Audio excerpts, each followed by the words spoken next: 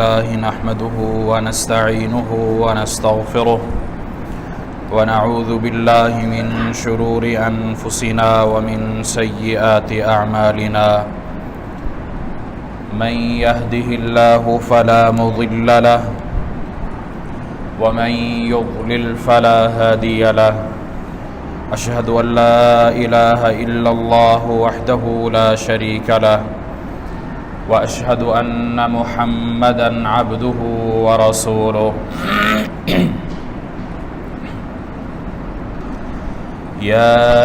أيها الذين آمنوا اتقوا الله حق تقاته ولا تموتن إلا وأنتم مسلمون يا أيها الناس اتقوا ربكم الذي خلقكم من نفس واحدة وخلق منها زوجها وبث منهما رجالا كثيرا ونساء واتقوا الله الذي تساءلون به والأرحام إن الله كان عليكم رقيبا يا أيها الذين آمنوا اتقوا الله وقولوا قولا سديدا يصلح لكم أعمالكم ويغفر لكم ذنوبكم ومن يطع الله ورسوله فقد فاز فوزا عظيما أما بعد فإن خير الحديث كتاب الله وخير الهدي هدي محمد صلى الله عليه وسلم وشر الأمور محدثاتها وكل محدثة بدعة وكل بدعة ضلالة وكل ضلالة في النار أعوذ بالله السميع العليم من الشيطان الرجيم فماذا بعد الحق إلا الضلال اللهم صل على محمد وعلى آل محمد كما صليت على إبراهيم وعلى آل إبراهيم إنك حميد مجيد اللهم بارك على محمد وعلى آل محمد كما باركت على إبراهيم وعلى آل إبراهيم إنك حميد مجيد رب اشرح لي صدري ويسر لي أمري واحلل عقدة من لساني يفقه قولي رب زدني علما اللهم رب زدني علما تمام تعریفات اللہ رب العالمین کے لیے جو ہم سب کا خالق، مالک، رازق، داتا، بگڑی بنانے والا ہے۔ درود و سلام محمد عربی صلی اللہ علیہ وسلم پر، جن کو رب العالمین نے رحمت للعالمین بنا کر بھیجا۔ اللہ رب العالمین نے قرآن مجید، فرقان حمید اور اس کے ساتھ ساتھ رسول اللہ صلی اللہ علیہ وسلم پر نازل ہونے والے تمام احکامات، پوری کی پوری شریعت، اس کو جب اتارا، اس کو جب نازل کیا، رسول اللہ صلی اللہ علیہ وسلم اس کے احکامات اپنے اصحاب کو جب بتلا رہے تھے، سکھلا رہے تھے،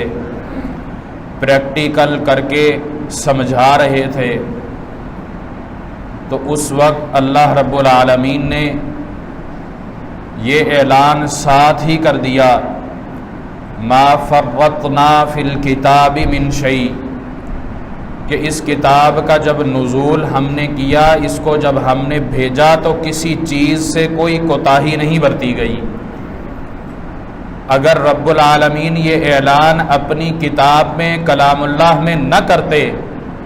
تو پھر بھی ہمیں اس بات کا یقین ہونا چاہیے، یہ ہمارے ایمان کا حصہ ہونا چاہیے کہ اللہ رب العالمین نے ہمارے لیے جس دین کا انتخاب کیا ہے،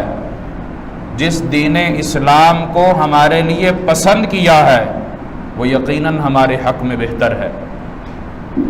وہ یقیناً ہمارے لیے فائدہ مند ہے، وہ یقیناً ہمیں نجات دلانے والا دین ہے، کیونکہ اس کے پسند کرنے والی ذات رب العالمین ہے، اور وہی ذات ہماری خالق ہے، وہی ہمیں عطا کرنے والی ہے، وہی ہم سے سوال کرنے والی ہے، وہی ہمیں اس زندگی کو گزارنے کا طریقہ بدلانے والی ہے، اور وہی اس زندگی کو گزارنے کا سوال کرنے والی ہے۔ اللہ رب العالمین نے یہ اعلان کیوں کیا؟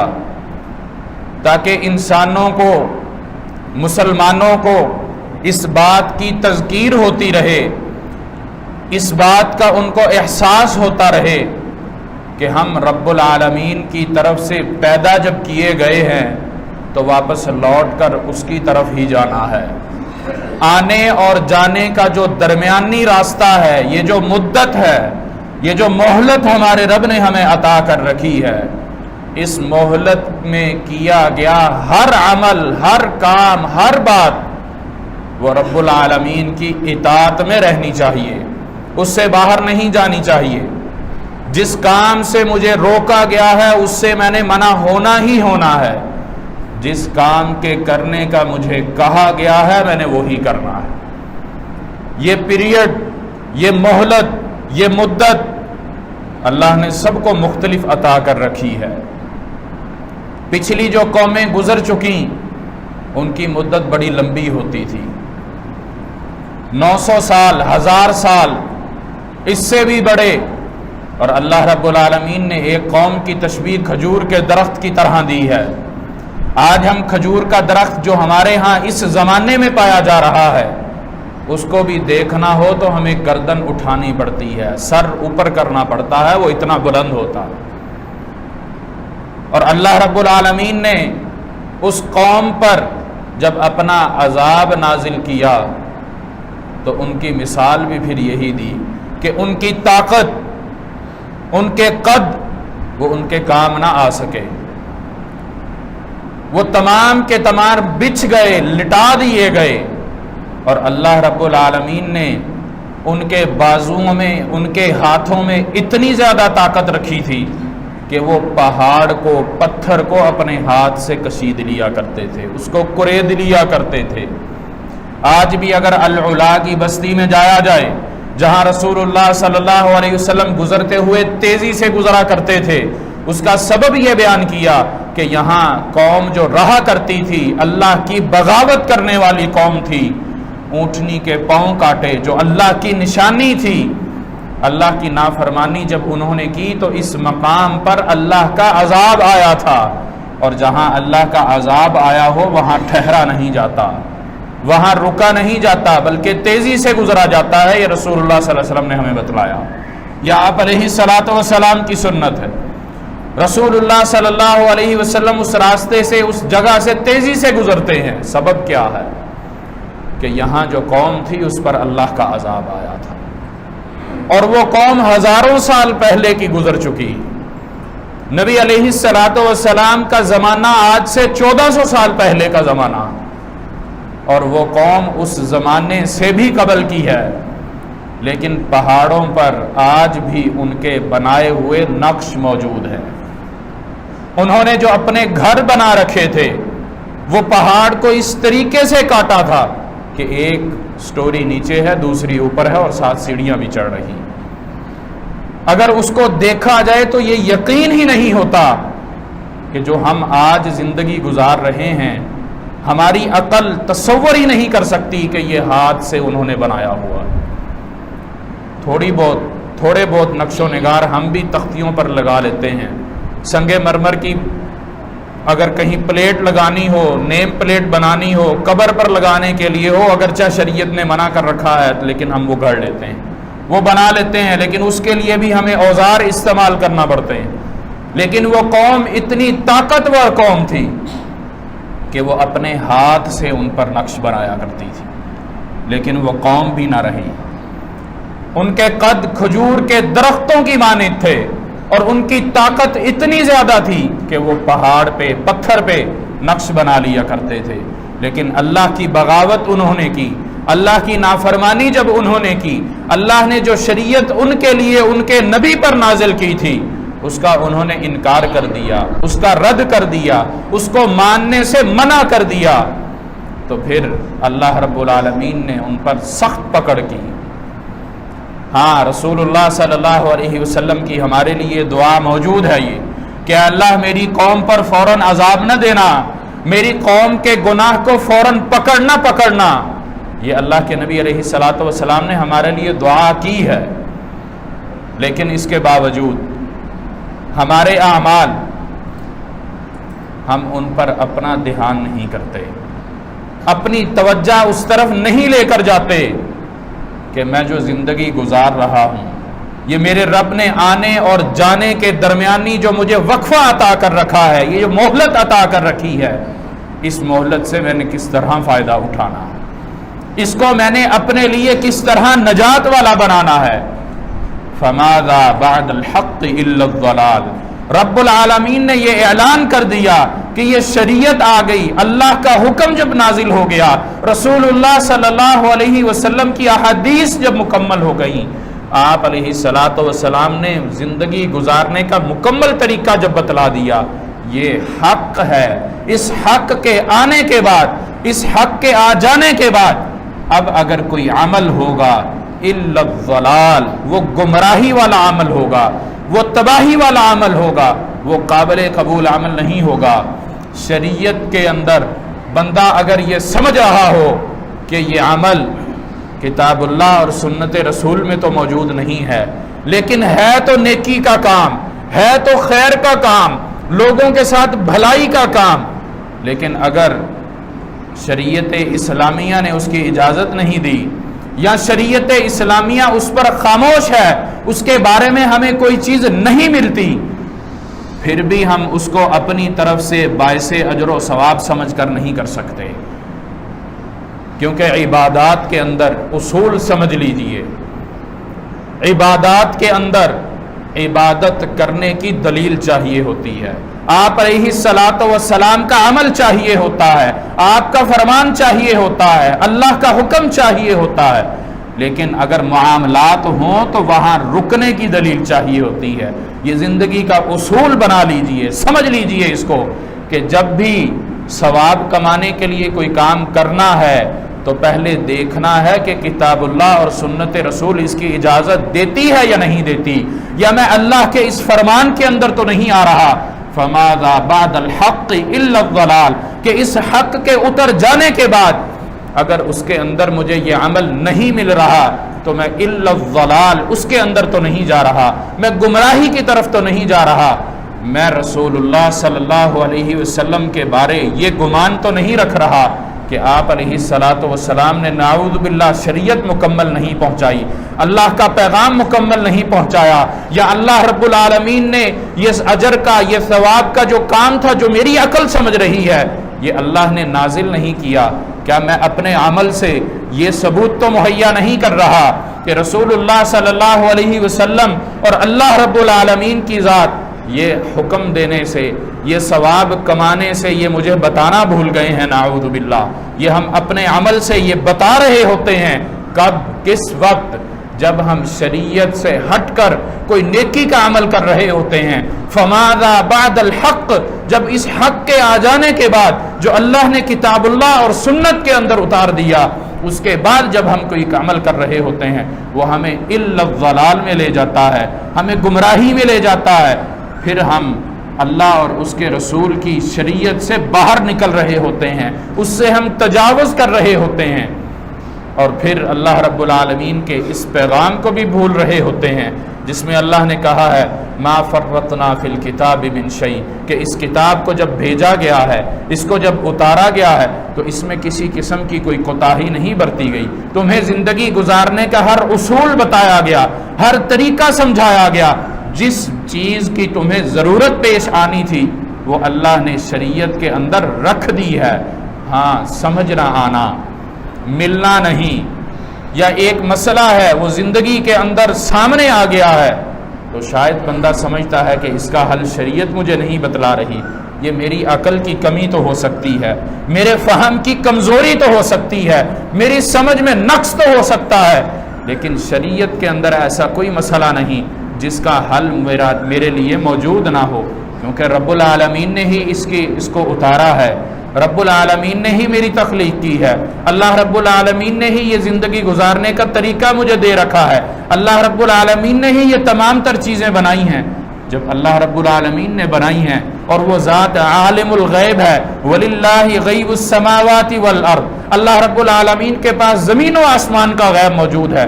میں اپنے بارے میں تو نہیں جانتا کہ اس خطبہ جمعہ کے بعد میں نے کیا کرنا ہے، یا یہ خطبہ جمعہ میں نے مکمل کرنا ہے یا نہیں کرنا، میں نے مکمل سننا ہے یا نہیں سننا، لیکن رب العالمین کو پتا ہے کہ میں نے اس کے بعد کیا کرنا ہے، شام کو کیا کرنا ہے، اگلے دن کیا کرنا ہے۔ اس سب کے باوجود کیا کوئی چیز اللہ رب العالمین نے اس طرح کی چھوڑنا تھی کہ وہ میری ضرورت ہوتی، میرے کام آنے والی ہوتی، میری وہ مشکل ہوتی اور وہ شریعت کے اندر موجود نہ ہوتی؟ قطعاً ایسا نہیں ہے، اس چیز کی بالکل گنجائش باقی رہتی ہی نہیں ہے۔ اللہ رب العالمین نے جب دین اسلام ہمارے لیے پسند کیا، اس کا انتخاب کیا،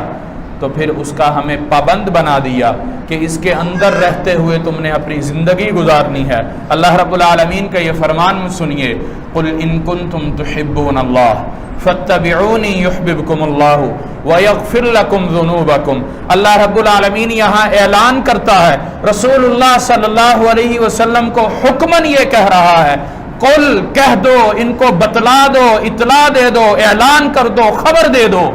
کہ اللہ رب العالمین یہ کہہ رہا ہے، یہ اعلان کر رہا ہے، ان کنتم تحبون اللہ، اگر تم چاہتے ہو کہ اللہ تم سے محبت کرے، تم اللہ سے محبت کرنے والے بن جاؤ، فاتبعونی، پھر اللہ کی اتباع کر لو، اللہ کے رسول کی اتباع کر لو، اس کی پیروی کر لو، اس کی اطاعت کر لو، اپنی زندگی کا کوئی مسئلہ، اپنی زندگی کا کوئی نقطہ، کوئی بات اس شریعت سے باہر نہ جانے دینا، بلکہ اس کے دائرے کے اندر ہی رکھنا۔ جب اس دائرے کے اندر رکھو گے تو پھر اللہ رب العالمین نے کیا ہمیں انعام سے نوازا ہے، یحببکم اللہ، اللہ رب العالمین تم سے محبت کرنے لگ جائے گا۔ اور جب بندے کو اللہ کی محبت مل جائے، اللہ کی محبت میسر آ جائے، تو پھر دنیا اور آخرت کے غم اس سے ہٹا لیے جاتے ہیں، اس کو دنیا اور آخرت کی پریشانیوں سے آزاد کر دیا جاتا ہے۔ ہاں بندہ سوچتا ہے، سوال آ سکتا ہے اس کے ذہن میں کہ انبیاء علیہم الصلاۃ والسلام اللہ کے راضی شدہ آدمی تھے، انسان تھے، اللہ ان سے راضی تھا، وہ اللہ کو راضی کرنے والے تھے، اللہ سے محبت کرنے والے تھے، اللہ ان سے محبت کرنے والا تھا، اللہ نے ان پر اپنا پیغام اتارا تھا، وحی اتاری تھی، اس کے باوجود اتنی مشقت والی زندگی گزاری۔ نبی علیہ الصلاۃ والسلام کئی دن بھوکے رہا کرتے تھے، پیٹ پر پتھر باندھا کرتے تھے، سخت پریشانیوں کا سامنا رہا۔ تو پھر یہ سوال پیدا ہوتا ہے کہ جب اللہ نے کہا میری اتباع کرو، میں تم سے محبت کروں گا، تو پھر یہ غم، یہ پریشانیاں کس وجہ سے؟ اللہ رب العالمین نے قرآن مجید میں اس کا حل ہمیں بتایا ہے، وَلَقَدْ فَتَنَّ الَّذِينَ مِن قَبْلِهِمْ فَلَيَعْلَمَنَّ اللَّهُ الَّذِينَ صَدَقُوا وَلَيَعْلَمَنَّ الْكَاذِبِينَ۔ اللہ رب العالمین نے یہ اعلان کیا کہ ہم بندے کو، اپنے بندے کو چیک کرتے ہیں، اس کا امتحان ہے۔ یہ زندگی جو اللہ نے ہمیں عطا کر رکھی ہے، یہ امتحان ہے، اختبار ہے، ابتلاء ہے، اس سے ہم نے گزرنا ہے اور اپنے آپ کو یہ ثبوت کے ساتھ اللہ کے پاس لے کر جانا ہے کہ اے اللہ ہم سرخرو ہو گئے، جو تعلیمات الہی ہمیں ملی تھیں، جو تیرا حکم ہمیں ملا تھا، ہم اس حکم کے دائرے میں رہتے ہوئے اپنی زندگی کو گزار کر اب تیرے پاس آئے ہیں۔ اور اللہ رب العالمین نے ہر بندے پر، ہر کسی کے لیے یہ چیک کرنا ہے کہ کون صادق ہے، کون جھٹلانے والا ہے، کون جھوٹا ہے، کون امین ہے، کون اس شریعت پر مکمل عمل پیرا ہونے والا ہے۔ فَلَا يَعْلَمَنَّ اللَّهُ الَّذِينَ صَدَقُوا وَلَا يَعْلَمَنَّ الْكَاذِبِينَ۔ اللہ رب العالمین نے یہاں دو کیٹیگری بنا دی ہیں، دو گروہ بنا دے ہیں۔ ایک وہ گروہ ہے جو شریعت پر عمل کرنے والا ہے، اللہ اور اس کے رسول کے احکامات کو من و عن ماننے والا ہے، ان پر ایمان لا کر عمل کرنے والا ہے۔ اللہ رب العالمین کہتا ہے اس کے بارے میں ہم جاننا چاہتے ہیں کہ وہ سچا ہے۔ سچے سے مراد یہ ہے کہ وہ ایمان لے کر آنے والا ہے، جو شریعت اللہ اور اس کے رسول نے ہمیں دی ہے اور اللہ نے جو نازل کی ہے اس پر مکمل عمل پیرا ہے، وہ صدقو، وہ اس کو اپنانے والا ہے، اس کو تھامنے والا ہے، اس کو پکڑنے والا ہے۔ یہ پہلی جماعت میں ہے۔ وَلَا يَعْلَمَنَّ الْكَاذِبِينَ، اور اللہ رب العالمین کہتا ہے جو جھٹلاتے ہیں، اس کو جھوٹ سمجھتے ہیں، اس کا انکار کرتے ہیں، اس پر ایمان نہیں لے کر آتے، وہ گروہ بھی سامنے ہو جاتا ہے۔ اللہ رب العالمین ان پر پھر گواہ بناتا ہے۔ بے شک اللہ ان سب معاملات کو جانتا ہے، لیکن ہمارے ثبوت کے لیے جب ہم اللہ کے سامنے جائیں گے تو پھر ہمارے پاس یہ جواب موجود نہ ہوگا کہ اللہ تیرا یہ حکم مجھ تک نہیں پہنچا، تیرا یہ پیغام مجھ تک نہیں پہنچا۔ اللہ رب العالمین گواہ لے آئے گا کہ یہ تمام چیزیں لکھی ہوئی ہیں، یہ میرا پیغام اس وقت، اس دن، اس لمحے، یہ کام تو کر رہا تھا، اس وقت تجھ تک یہ میری بات پہنچی، میرا پیغام پہنچا، لیکن تو نے ایمان نہیں لیا، لیکن تو نے اس پر صداقت کا اظہار نہیں کیا۔ جب عمل نہیں کیا تو گویا تو نے اس کو سچا نہیں مانا۔ یہ بات عمل سے تعلق رکھتی ہے، اور اگر عمل نہیں کیا تو پھر دوسری جماعت میں چلا جاتا ہے۔ یہ اللہ رب العالمین ہم پر گواہی دے رہا ہوتا ہے، ہم پر ثبوت جمع کر رہا ہوتا ہے، تاکہ انسان کی فطرت ہے اگر اس کو کسی چیز کا سامنا ہو اور وہ اس کو پسند نہ کرتا ہو تو فوراً وہ جھٹلا دیتا ہے، فوراً انکار کر دیتا ہے کہ نہیں، میں نے تو یہ کام ہی نہیں کیا۔ اور اللہ کے ہاں بھی بندے نے یہی کرنا ہے، اور اللہ نے اس کا پورا انتظام کر رکھا ہے۔ اللہ سامنے لے آئے گا، ہر ثبوت کو سامنے لے آئے گا۔ اور اللہ رب العالمین نے سورۃ کاف کے اندر یہ بھی اعلان کر دیا، وَجَاءَتْ كُلُّ نَفْسٍ مَعَهَا سَائِقٌ وَشَهِيدٌ۔ اللہ رب العالمین جب ترازو قائم کرے گا، ہر بندے کے ساتھ شہید، اس کا گواہ موجود ہوگا، اس پر شہادت دینے والا موجود ہوگا۔ اگر زبان گواہی سچ نہیں بولے گی، زبان انکار کرے گی عمل کا، اللہ رب العالمین زبان کو روک دے گا، اس پر مہر لگا دے گا، وہ بات نہیں کر سکے گی۔ یہ اعضاء بولیں گے، یہ ہاتھوں کو اللہ زبان دے گا، جسم کے اعضاء کو اللہ زبان دے گا۔ وہ کوئی بھی عضو ہو سکتا ہے، پاؤں ہو سکتے ہیں، وہ بات کریں گے، وہ گفتگو کریں گے، ہمارے خلاف اللہ کو گواہی دیں گے کہ ہاں اللہ رب العالمین یہ ان قدموں سے میں آج گواہی دے رہا ہوں، یہ قدم اس کے ہیں، لیکن یہ فلاں جگہ چل کر برائی کرنے کے لیے گیا تھا، تیرے راستے سے ہٹ کر فلاں جگہ یہ گیا تھا۔ ہاتھ گواہی دیں گے، اس نے یہ گمراہی والا عمل ہاتھوں سے کیا تھا، آنکھیں گواہی دیں گی، کان گواہی دیں گے۔ اللہ رب العالمین جس کو چاہے گا ہم پر گواہ بنا لے گا۔ اس گواہی سے بچنے کے لیے، اپنے آپ کو اس کیفیت سے بچانے کے لیے،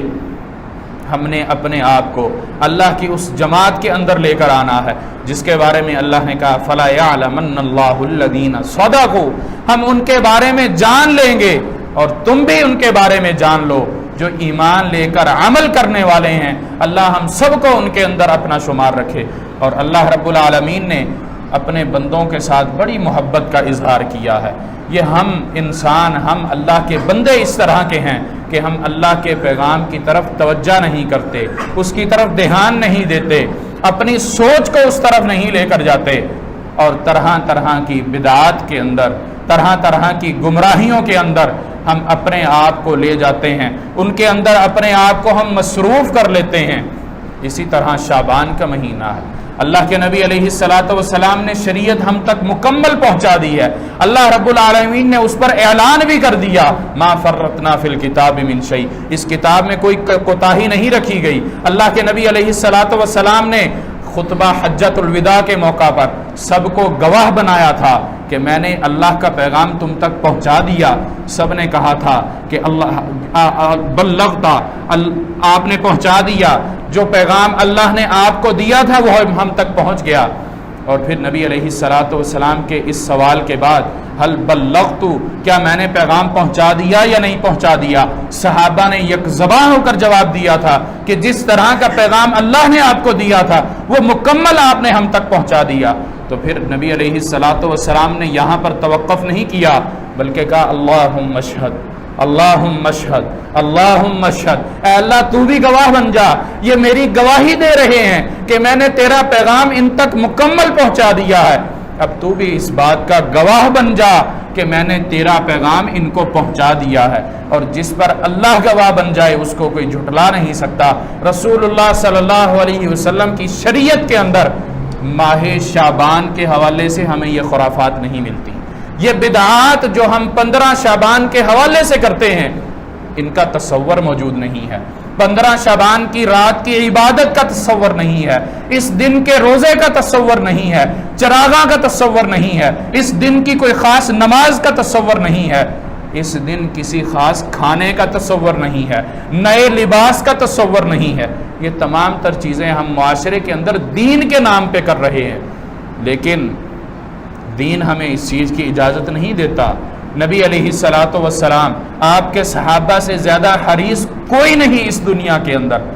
سب سے زیادہ عمل کرنے والے تھے، سب سے زیادہ شریعت کی پابندی کرنے والے تھے، لیکن ہمیں آپ علیہ الصلوۃ والسلام کی کسی حدیث سے اس طرح کی چیزیں نہیں ملتی۔ آج 12 شعبان ہے، چند دن تین دن بعد ہم نے چراغاں بھی کرنے ہیں، پٹاخے بھی چلانے ہیں، نیا لباس بھی پہننا ہے، اس رات کی عبادت بھی کرنی ہے، اس دن کا روزہ بھی رکھنا ہے، اور ان تمام تر چیزوں کو ہم نے عبادت سمجھ کر کرنا ہے، لیکن یہ عبادت نہیں ہے۔ عبادت کیوں نہیں ہے؟ کیونکہ رسول اللہ صلی اللہ علیہ وسلم نے یہ عمل ہمیں کر کے ہی نہیں بتلایا، آپ نے ہمیں اس کا حکم ہی نہیں دیا، صحابہ نے ایسا عمل ہی نہیں کیا۔ ہاں، آپ علیہ الصلوۃ والسلام نے شعبان کے مہینے میں کثرت سے روزے ضرور رکھے، اور اس کے ساتھ کسی دن کا تعین نہیں کیا۔ اللہ تعالیٰ کے بارے میں یہ قطعاً اعلان نہیں کیا کہ اللہ تعالیٰ اس رات دنیاوی آسمان پر نازل ہوتا ہے، بندوں کو معاف کرتا ہے، ان کے اعمال اٹھائے جاتے ہیں، بلکہ نبی علیہ الصلوۃ والسلام نے اعمال کے بارے میں یہ وضاحت سے بتلایا کہ میں پیر اور جمعرات کا روزہ اس لیے رکھتا ہوں کہ پیر کا دن میری پیدائش کا دن ہے، اور جمعرات کا روزہ اس لیے کہ اللہ کے ہاں اعمال پیش کیے جاتے ہیں، میں چاہتا ہوں کہ میرا عمل جب اللہ کے ہاں پیش ہو تو میں روزے سے ہوں۔ ہر ہفتے رسول اللہ صلی اللہ علیہ وسلم نے روزہ رکھا۔ جو شریعت ہے ہم اس کے بارے میں توجہ نہیں کرتے۔ نبی علیہ الصلوۃ والسلام نے ایام بیض کے روزے رکھے ہیں، اور ایام بیض کیا ہے؟ ہر چاند کے مہینے کی 13، 14 اور 15، یہ 3 دن کے روزے ایام بیض کہلاتے ہیں، ہمیں ان کا پتہ ہی نہیں۔ جو شریعت ہے، جو سنت ہے، ہمیں اس کے بارے میں علم نہیں ہے، اور اگر علم ہے تو ہم سستی میں پڑے ہوئے، جو شریعت ہی نہیں ہے اس کی ہم تیاری کرتے ہیں۔ میں نے چند دن پہلے درزی کو چھوڑ دیا، میں نے کہا بھائی 1.5 ہفتہ ہو گیا، دے دو۔ کہتا شیخ صاحب تھوڑے دن رک جائیں، ابھی رش ہے 15 شعبان کے کپڑوں کا، بعد میں دے دیتا ہوں۔ حیران، میرے لیے یہ واللہ حیران کن بات تھی۔ میں نے کہا یہ دن کوئی عید کا دن تو نہیں ہے، یہ کوئی مسلمانوں کا تہوار تو نہیں ہے جو خوشی انہوں نے منانی ہے، لیکن ہمارے ہاں رسم و رواج اس طرح کے بن چکے ہیں کہ ہم نے اس دن کو عید کا دن بنا لیا۔ یعنی کہ اللہ کے نبی علیہ الصلوۃ والسلام نے مسلمانوں کو جو 2 عید کے دن دیے ہیں، عید الفطر اور عید الاضحیٰ، یہ 2 دن مسلمانوں کے تہواروں کے دن دیے ہیں، ہم نے تیسرا بنا لیا ربیع الاول کا، چوتھا بنا لیا شعبان کا، اور اس رات کے ساتھ مختلف چیزیں منسوب کر دی۔ یعنی کہ اپنے عمل سے ہم نے یہ کہہ دیا کہ اللہ نے اور محمد علیہ الصلوۃ والسلام نے شاید اس دن کا عمل ہمیں نہیں بتلایا، یہ عمل موجود ہے۔ یہ گمراہی ہے، یہ الا الضلال کے اندر ہمیں لے کر جاتا ہے۔ اگر ہم یہ عمل نہیں کرتے، جو کر رہے ہیں ان تک اس پیغام کو پہنچانا ضروری ہے۔ اللہ رب العالمین نے جو سورۃ الدخان کی ابتدائی آیات میں ذکر کیا ہے، انا انزلناہ فی لیلۃ مبارکۃ انا کنا منذرین، وہ آیت قرآن مجید کے بارے میں ہے، اس کی وضاحت، اس آیت کی تفسیر دوسری سورت کے اندر موجود ہے، انا انزلناہ فی لیلۃ القدر۔ وہ اللہ رب العالمین نے اس آیت کی تفسیر دوسری آیت سے کر دی ہے کہ وہ آیت، وہ رات جو لیلہ یہاں مراد ہے وہ لیلۃ القدر کی رات ہے، اور لیلۃ القدر کی رات کون سی رات ہے؟ وہ رمضان میں ہے، شعبان کے اندر نہیں ہے۔ پھر اس طرح ایک اور چیز ہم نے منسوب کر رکھی ہے کہ اس دن حلوہ ضروری کھانا ہے، کیونکہ غزوہ احد میں رسول اللہ صلی اللہ علیہ وسلم کے دانت مبارک شہید ہوئے تھے، آپ نے پھر حلوہ کھایا تھا۔ سیدنا حمزہ غزوہ احد میں شہید ہوئے تھے، اس وجہ سے ان کی نسبت سے ہم نے یہ بنا لیا۔ پھر نہ نبی علیہ السلام نے یہ عمل کیا، نہ صحابہ نے کیا، نہ تابعین نے کیا، نہ ائمہ نے کیا، نہ محدثین نے کیا، نہ فقہا نے کیا، ہم نے کہاں سے لے لیا؟ اور پھر غزوہ احد میں اگر اس کی ہم تاریخی پہلو سے جانچ کریں، اس کی تحقیق کریں، تو وہ شعبان کا مہینہ نہیں تھا، وہ شوال کا مہینہ تھا، اور شوال میں یہ شعبان کی رات نہیں ہے۔ اس چیز کا فرق کرنا ہے، اور یہ کب پتہ چلے گا؟ جب ہم کتاب اللہ اور سنت رسول اللہ کی طرف آئیں گے، جب ہم اللہ کے نازل کیے ہوئے کی طرف آئیں گے، جب ہم رسول اللہ صلی اللہ علیہ وسلم کے اعمال کی طرف آئیں گے، جب ہم اپنے آپ کو اپنے نفس کا پجاری بنا لیں گے، رسم و رواج میں اپنے آپ کو الجھا لیں گے، پھر ہم اللہ رب العالمین کے اس فرمان کا انکار کر رہے ہوتے ہیں کہ اللہ نے جہاں کہا ما فرطنا فی الکتاب من شیء، اللہ نے تو یہ ہمیں بتلا دیا کہ اس کے نزول کے میں کسی قسم کی کوتاہی نہیں کی گئی۔ میں ان عبادات کو اپنا کر، ان من گھڑت چیزوں کو اپنا کر، ان کو دین سمجھ کر میں اللہ کو اپنے عمل سے یہ بتا رہا ہوتا ہوں، اللہ تو نے تو نازل نہیں کیا لیکن میں کر رہا ہوں، شاید تو ناعوذ باللہ بھول گیا۔ یہ چھوٹی بات نہیں ہے، یہ چھوٹی بات قطعاً نہیں ہے۔ اور اللہ رب العالمین نے ایسے اعمال کے بارے میں یہ کہہ دیا فَحَبِطَتْ أَعْمَالُهُمْ فَلَا نُقِيمُ لَهُمْ يَوْمَ الْقِيَامَةِ وَزْنًا۔ وہ بھائی ایسا کوئی سودا کوئی نہیں خریدتا، ایسی تجارت کوئی عقل مند نہیں کرتا کہ اس کا بدلہ اسے نہ ملے۔ وہ کوئی چیز خرید رہا ہے لیکن بے مقصد ہے، کوئی عمل ایسا کر رہا ہے، ایسی محنت وہ کر رہا ہے کہ اس کا بدلہ اس کو ملتا ہی نہیں ہے۔ اللہ رب العالمین نے ایسے تمام اعمال کے بارے میں کہہ دیا فَحَبِطَتْ أَعْمَالُهُمْ، ان کو جلا دیا جائے گا، ان کا وزن ہی نہیں کیا جائے گا۔ فَلَا نُقِيمُ لَهُمْ يَوْمَ الْقِيَامَةِ وَزْنًا، قیامت کے دن جب ترازو اللہ کا قائم ہوگا، جب بندے کے اعمال پیش کیے جا رہے ہوں گے، تو پھر یہ جو عبادات اس نے اس طرح کی کر رکھی ہوں گی جن کا شریعت کے اندر تعلق ہی نہیں ہے، اللہ کہتا ہے ان کا کوئی وزن نہیں ہوگا۔ پھر میرا یہ روزہ رکھنا، پھر یہ میری عبادت کرنا، یہ میرا خرچ کرنا، یہ تمام کا تمام تو تباہ ہو گیا، یہ اڑا دیا جائے گا، اس کا وزن ہی کوئی نہیں کیا جائے گا۔ جب اس کا میرے اعمال میں وزن نہیں ہوگا تو پھر عقل مند آدمی یہ سوچتا ہے میں یہ عمل ہی کیوں کرتا ہوں؟ جو کرنے والا عمل ہے وہ ضرور کیجئے۔ آپ علیہ السلام نے ہر ہفتے پیر اور جمعرات کا روزہ رکھا ہے، ضرور رکھیے۔ ہر مہینے ایام 20 کے روزے رکھے ہیں، ضرور رکھیے۔ شعبان کے مہینے میں اللہ کے نبی علیہ السلام نے کثرت سے روزے رکھے ہیں، ضرور رکھیے۔ اور عرب کے ہاں جمع سے زیادہ کوئی بھی چیز ہوتی ہے اس کو وہ کثرت بولتے ہیں، کثیر بولتے ہیں، اس کے تعداد نہیں بولتے۔ اور نبی علیہ السلام سے سیدہ عائشہ یہ بھی ذکر کرتی ہیں، یہ بھی حدیث موجود ہے کہ آپ علیہ السلام 15 شعبان کے بعد روزہ نہ رکھتے تاکہ رمضان کی تیاری ہو جائے، کمزوری نہ رہے، رمضان کی عبادات میں اچھی طرح طاقت آ جائے، تر و تازگی ہو جائے۔ اور پھر ہمارے ہاں ایک اور چیز استقبال رمضان کے حوالے سے کی جاتی ہے کہ رمضان سے 1 دن پہلے 2 دن پہلے روزہ رکھا جاتا ہے، یا اس بنیاد پر روزہ رکھا جاتا ہے کہ شاید آج رمضان کی پہلی تاریخ ہو جائے۔ نبی علیہ السلام نے شک والا کام کرنے سے ہمیں منع کر رکھا ہے۔ اگر یہ شک موجود ہے کہ آج چاند ہوا ہے یا نہیں ہوا، شک کی بنیاد پر نہ روزہ رکھا جائے گا نہ افطار کیا جائے گا۔ یقینی عبادات کے اندر یقین ضروری ہے، اس یقین کے ساتھ عمل کرنا ہے کہ ہاں یہ شریعت کے اندر موجود ہے اور اللہ کے ہاں یہ مقبول ہوگا۔ میں یہ عمل یقین کے ساتھ کروں کہ یہ اللہ نے مجھے حکم دیا ہے۔